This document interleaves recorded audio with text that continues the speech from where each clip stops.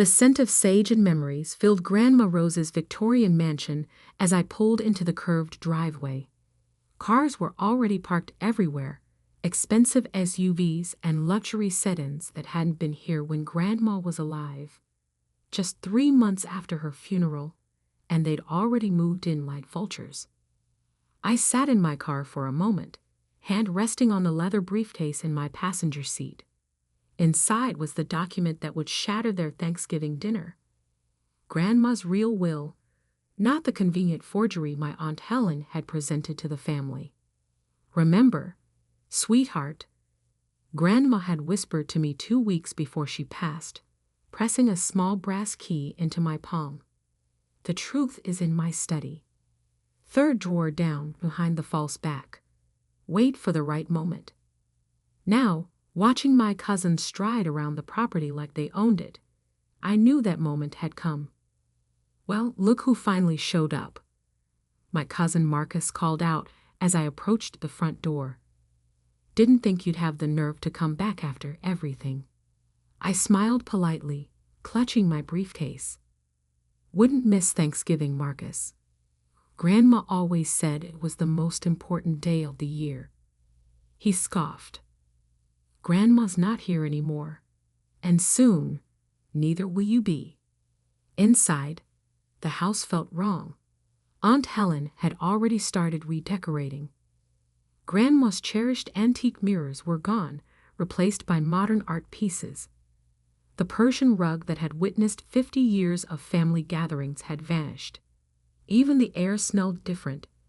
Designer candles instead of Grandma's signature apple pie. Oh, you came. Aunt Helen's voice cut through the hallway. She stood in the doorway to the living room, martini in hand, wearing a designer dress that probably cost more than my car. I thought we made it clear you weren't welcome anymore.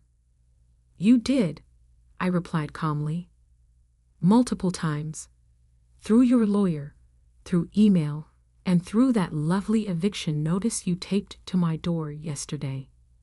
Then why are you here? Because Grandma would have wanted me at her table. One last time.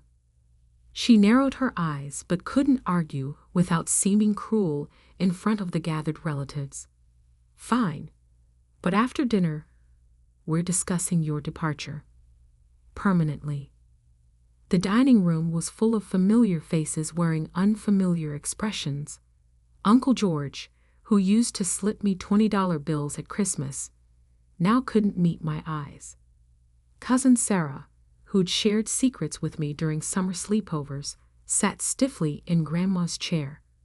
My other aunt, Margaret, busied herself with her phone, pretending I didn't exist.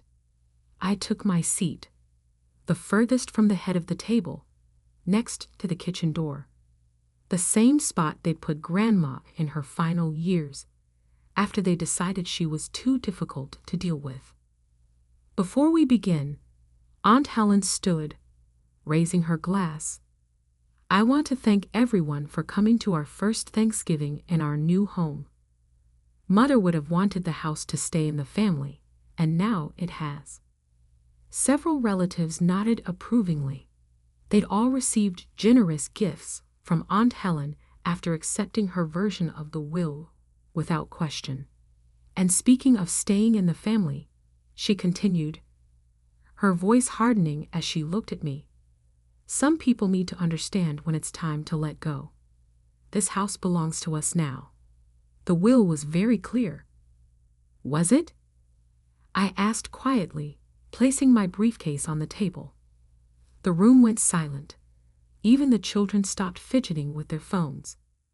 What's that supposed to mean? Marcus demanded. It means, I said, maintaining my calm, that I find it interesting how quickly everyone accepted a will that wasn't even properly witnessed. A will that contradicted everything Grandma had planned for decades. Aunt Helen's face flushed. How dare you suggest? I'm not suggesting anything. I interrupted, my hand resting on the briefcase. I'm just wondering if anyone bothered to ask why Grandma would suddenly change her entire estate plan 2 weeks before she died, when she was supposedly too confused to make decisions. She was sick, Aunt Margaret chimed in quickly. She wasn't thinking clearly. Really? I pulled out my phone and pressed play on a video I'd recorded the day before she passed. Grandma's voice, clear and strong, filled the room. My darling grandchild, if you're watching this, they've done exactly what we suspected they would. The vultures are circling, thinking I don't see their schemes. But I've prepared for this. The key I gave you, use it when they show their true colors.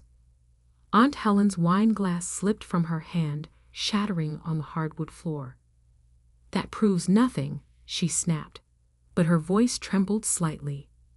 You're right, I agreed, finally opening my briefcase. But this might. The dining room air grew thick with tension as I pulled out the document. Cream-colored paper with Grandma's distinctive blue ink signature at the bottom.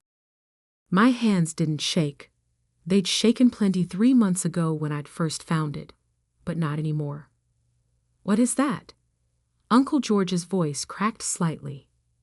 This, I said, carefully unfolding the papers, is Grandma's actual will, dated 2 months before she died, properly witnessed by Judge Martinez and Dr. Collins, both of whom, by the way, are very much alive and very clear about Grandma's mental state when she signed it. Aunt Helen shot up from her chair. That's impossible. We have the will right here. She rushed to the sideboard drawer, pulling out a document that looked remarkably similar. Ah, yes, I nodded. The convenient will that appeared after Grandma's death. The one that gave you control of everything and divided the rest among everyone who wouldn't ask questions. Tell me, Aunt Helen, did you really think no one would notice the witness signatures were from people who died 5 years ago? Silverware clattered as Cousin Sarah dropped her fork.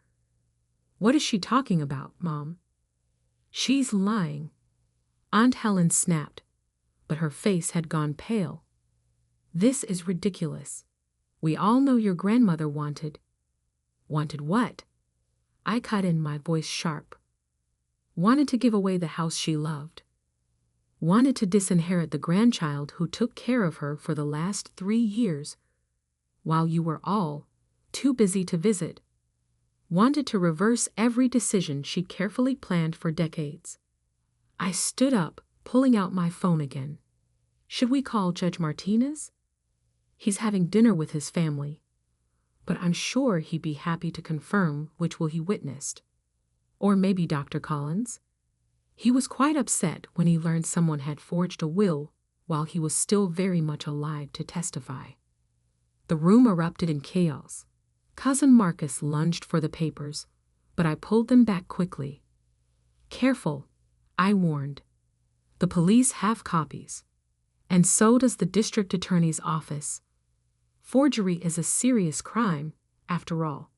Police, Aunt Margaret whispered, her face ashen. You went to the police? No, I replied calmly. Judge Martinez did. The moment he learned someone had used a dead person's signature to forge a will he supposedly witnessed. Uncle George stood up, his legs shaking. Helen, what did you do? Aunt Helen's composure finally cracked. I did what Mother should have done. This house belongs in the right hands, not with some sentimental fool who'd preserve it like a museum. The right hands?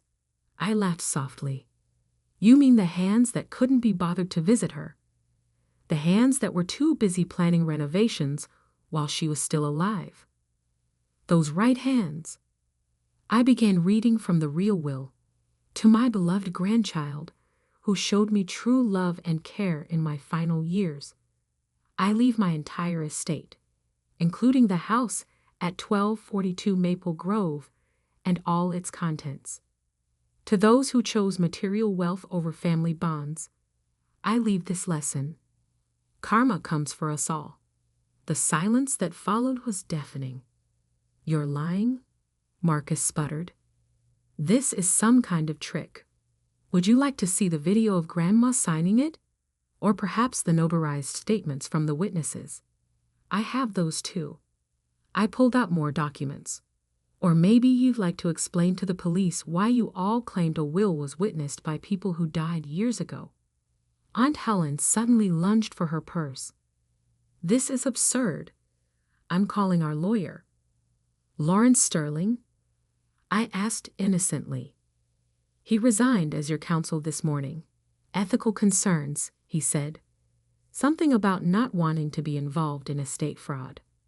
The turkey grew cold on the table as reality settled over the room. Children whispered to parents, asking questions no one wanted to answer. Aunt Margaret began quietly crying into her napkin. You have until the end of the weekend to remove your belongings, I said, returning the real will to my briefcase. The locks will be changed on Monday. You can't do this, Aunt Helen hissed. We're family. I turned to her, feeling the weight of Grandma's final words to me. Family isn't about blood, sweetheart. It's about who shows up when it matters. Yes, I replied. We are family. Which is why I'm giving you time to leave with dignity, instead of having the police escort you out now. The grandfather clock in the hallway, one of the few pieces Aunt Helen hadn't dared remove, chimed 7 times. Somewhere in the kitchen, the pies Grandma would have baked were replaced by store-bought imitations, just like the fake Will had tried to replace her real wishes. But truth, like cream, always rises to the top. As evening shadows crept across Grandma's dining room, the family that had gathered for Thanksgiving dinner sat in stunned silence. The revelation of the true Will had shattered more than just their inheritance plans. It had exposed years of lies and manipulation. There's one more thing, I said, reaching into my briefcase one final time. Grandma left individual letters for each of you. The envelopes I pulled out were in Grandma's favorite lavender stationery, each name written in her elegant handwriting. I began distributing them around the table. Aunt Helen's hands trembled as she received hers. More accusations from the grave. No, I replied softly. Grandma called them love with lessons. She wrote them during her last month, when you were all too busy planning her estate to visit. One by one, they opened their letters. The room filled with the sound of rustling paper and muffled sobs as Grandma's final words reached them. Cousin Sarah broke first, tears streaming down her face as she read. She knew I came to the house when everyone was asleep, just to check on her. She thanked me for the secret midnight talks. Of course she knew, I said. Grandma noticed everything, like how Uncle George would leave groceries on the back porch, but was too ashamed to come in after following Aunt Helen's orders to stay away. Uncle George's head snapped up, his letter clutched tightly in his hands. How did she? The same way she knew Aunt Margaret was fighting with her conscience every time she signed another document pushing Grandma out of her own life decisions. I turned to my younger aunt, who was staring at her letter in shock. She forgave you, by the way. She understood the pressure you were under. Marcus stood abruptly, his letter unread. This is emotional manipulation. No, I corrected him. This is the truth you've been running from. The truth about who you all chose to become. I moved to Grandma's chair, her real chair, the one Aunt Helen had banished to the attic. I'd brought it down earlier today, another small act of restoration. Grandma spent her last years watching all of you choose money over memories, renovation plans over relationship repair. She saw you measuring the drapes while she was still sitting in her favorite window seat. but she never stopped hoping you'd remember who you used to be. Aunt Helen, who had been unusually quiet, finally opened her letter. As she read, the color drained from her face. "She knew about the first will, didn't she?" she whispered. The one I changed." I nodded. She knew everything. The forged documents, the secret meetings with contractors, even the plans to turn her rose garden into a parking area. But she wanted to give you a chance to choose differently. By leaving everything to you. Marcus scoffed, but his voice lacked his usual venom. "No," I pulled out one final document. "By leaving everything in trust, with specific conditions." The room went still again. "The house stays intact for 10 years, I explained. "During that time, any family member who wants to reconnect, truly reconnect, not just show up for inheritance claims, is welcome. After 10 years, if genuine change has happened, the trust will be dissolved, and the property divided equally among those who proved family means more than fortune. And you're the judge of that?" Aunt Helen's voice was bitter. "No," I smiled slightly. "Judge Martinez is, along with Dr. Collins and Pastor Roberts, people who knew Grandma's heart and can't be bribed or manipulated." I stood up, looking around the table at the faces of my family, some angry, some ashamed, all shaken. Grandma believed in second chances. She also believed in consequences. This is both. You have 10 years to remember who you were before greed poisoned everything. 10 years to prove that somewhere inside each of you, there's still a trace of the family she loved. The grandfather clock struck 8, its chimes echoing through the silent room. Outside, the first snow of the season began to fall, covering the property in a clean white blanket. Nature's way offering a fresh start. "The choice is yours now," I said, gathering my things, just like it always was. As I walked toward the door, Aunt Margaret called out, "Where are you going?" I turned back one last time. "To the kitchen. Grandma taught me how to make her apple pie. It's not Thanksgiving without it. Anyone who wants to remember what family really tastes like is welcome to join me." For a long moment, no one moved. Then Sarah stood up, wiping her tears. I remember how she taught us to crimp the edges. One by one, others stood. Uncle George, Aunt Margaret, even some of the younger cousins who had only known Grandma through stories. Aunt Helen and Marcus remained seated, their letters crumpled in their hands. "The door is open," I said to them. "For now, just like Grandma would have wanted." In the kitchen, as we began pulling out ingredients and sharing memories, I felt Grandma's presence in every corner. This was her real legacy, not the house, not the money, but the chance for healing she'd orchestrated even after she was gone.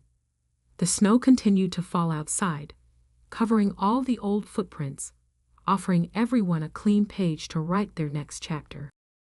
Some would take it, some wouldn't, but at least now, the choice was truly theirs. And somewhere I knew Grandma was smiling.